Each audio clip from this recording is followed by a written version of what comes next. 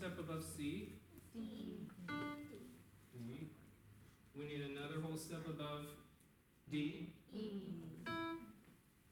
Okay. And then we need a half step above E. F. Right back to the And we're back to 1 again, or do. Okay? So, so for a major scale starting on F, it requires, in order to preserve our pattern of whole and half steps, that we use this new symbol called a flat. Okay? It looks kind of like a funky B with a curvy thing at the bottom. Okay? So, oh shoot, I should have asked you to write these out because you can actually do that on page 9. Okay? So for homework, maybe write them out for D major and B flat major, which are the next. So I'll tell you, D major needs 2 sharps, okay, and then B flat major needs 2 flats, yeah, to create that pattern of whole and half steps. Where are we doing this on? Page 9. Oh, I don't have page 9. This is you're way ahead. Yeah, this is. There are multiple weeks worth of stuff here. Oh, okay, Yeah. So. Yeah. Okay. And we didn't have time to talk about bass clef, but maybe I'll just do that very briefly. Okay, bass clef looks like this.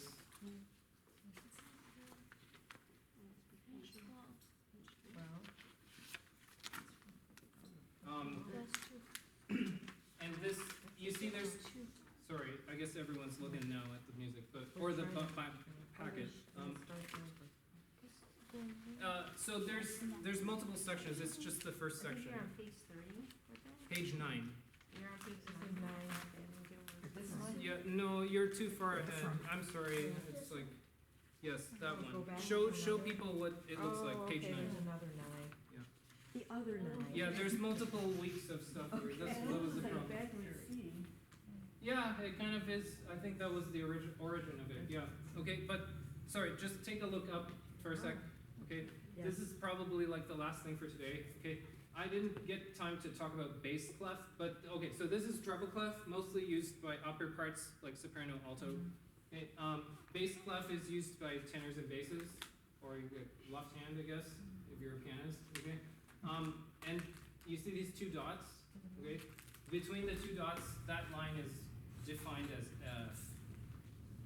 Okay, that's just how it is. Okay, there's no a priori way why. Okay, but that's just how it is. Okay, but treble and bass clef are related with each other. Okay, and this C here in the treble clef is often termed middle C. Okay, and you see that middle C is kind of low on the staff for the treble staff.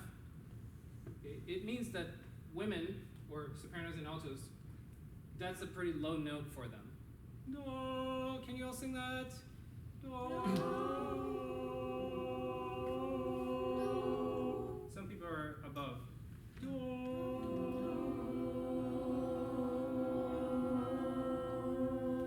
Yeah, someone's singing there. Here's the note. Okay, well, yeah, see, it's pretty low. It's actually uncomfortable for high voices to sing middle C. Okay, that's why it's so low on the staff, and that's why we use the treble staff, because for the high voices, most of their notes are going to be sitting in the middle of it, of this, okay? This is pretty low for like some ladies to sing, okay? But for guys, that's actually a fairly high note, and this also is middle C here, okay? And so these 2 notes are the same. But they're hard for different reasons for different people. Yes, okay, it's pretty high for guys, which usually read in this clef, okay? And so most of their notes, this is middle C. I like to sing a little lower like that than here, maybe, which is like around here, okay? So like the guy's normal voice range is kind of in the middle of this bass staff, okay? And you can see how the 2 staves are related on page 2. Okay, there's like what we call the grand staff, which shows all the notes of the staff, basically every line or space, and then the treble and bass clefs, kind of how they relate to each other. Okay, and then there's middle C in the middle. Okay. Yeah, and so like all these notes, once you write all the notes on like the bass and the treble clef staves, okay, they traverse pretty much all of what is singable to most normal humans, or like the humanity. like if you compiled like what kind of pitches people can make with their voice, this range covers most of it.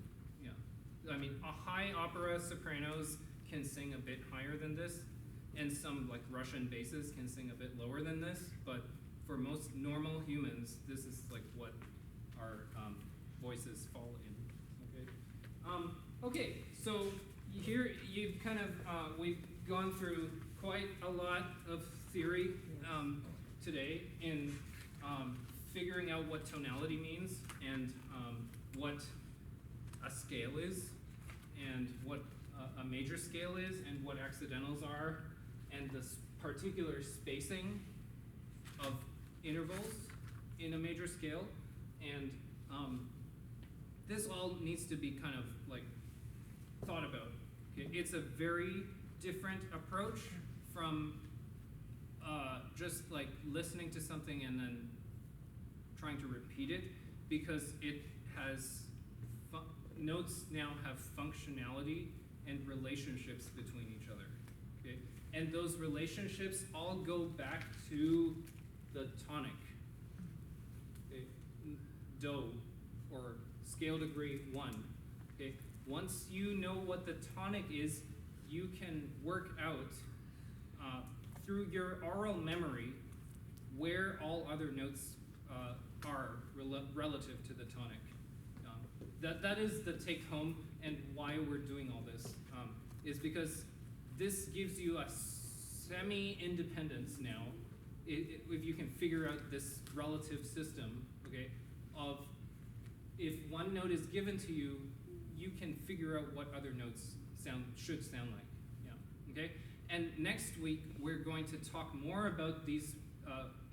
We're going to give you. I'm going to give you some tools of how you can. They're basically like some structures you can use, some common structures that help you remember what the distance between two notes is, and also like what chords are, which are common structures we use in tonal music. Okay? And these tools will help you in like figuring out what one note is given another. Yeah. Okay. So yeah. When you say it helps you determine the distance, does that mean it helps you determine how long you would hold on to that note before you switch No, to the the next pitch one? distance. I'm talking about how high one or low one note is relative to another, not rhythm. That's something else. The duration, yeah. So music exists in pitch and time. Yeah.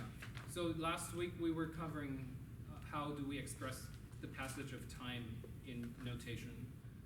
This week we're starting to talk about pitch. Yeah.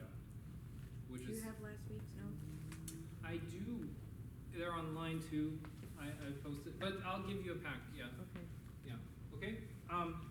So there are a few. There aren't.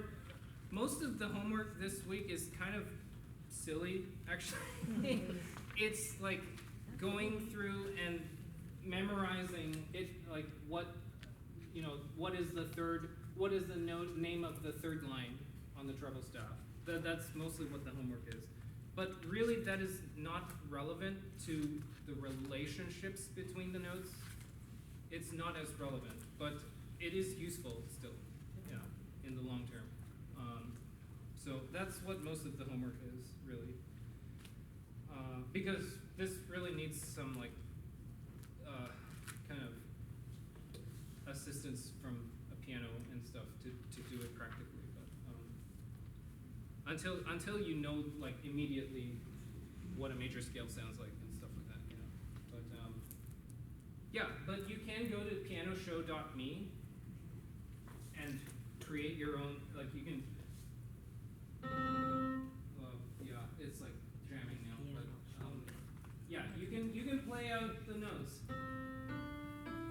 by yourself. Yeah, and you can even do sharps. So here's G major.